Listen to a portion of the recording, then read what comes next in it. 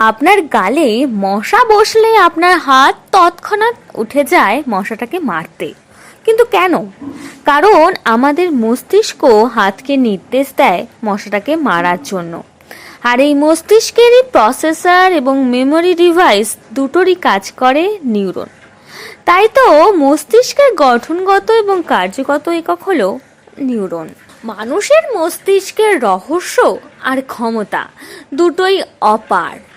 এখন মানব মস্তিষ্ককে যদি মানুষের তৈরি মস্তিষ্ক, কম্পিউটার এবং কৃত্রিম বুদ্ধিমত্তার সঙ্গে যুক্ত করা যায়, কেমন হবে? সম্প্রতি প্রকাশিত হয়েছে সেই সংক্রান্ত একটি গবেষণার কথা। মস্তিষ্কের গঠনগত এবং কার্যগত একক হলো নিউরন, তা আপনাদের আগেই বলেছি। তার সাহায্যে মস্তিষ্কের নিমিষের মধ্যে বিপুল তথ্য সংশ্লেষিত হয়। গবেষকরা জানিয়েছেন এর অন্যতম কারণ মস্তিষ্কের প্রসেসর এবং মেমোরি ডিভাইস দুটিরই কাজ করে নিউরন। এবার মস্তিষ্কের নিউরন যেভাবে কাজ করে, কম্পিউটারও যাতে সেভাবে অনায়াসে নিমিষের মধ্যে কাজ করতে পারে, সেই পথই খুঁজছেন বিজ্ঞানীরা। সেই অন্বেষণে এবার যোগ হলো ব্রেনওয়্যার।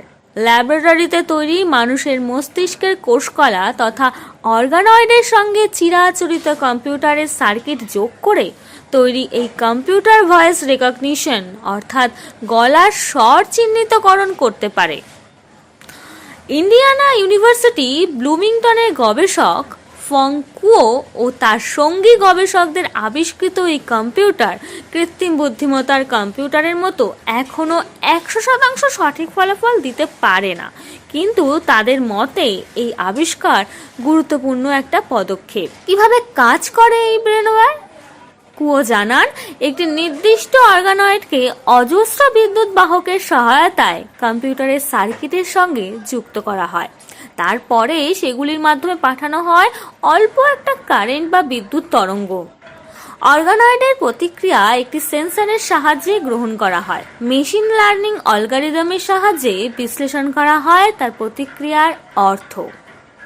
গবেষণায় ব্রেনওয়্যারকে মোট 8 জনের কথোপকথনে 240টি রেকর্ডিং শোনানো হয়েছিল।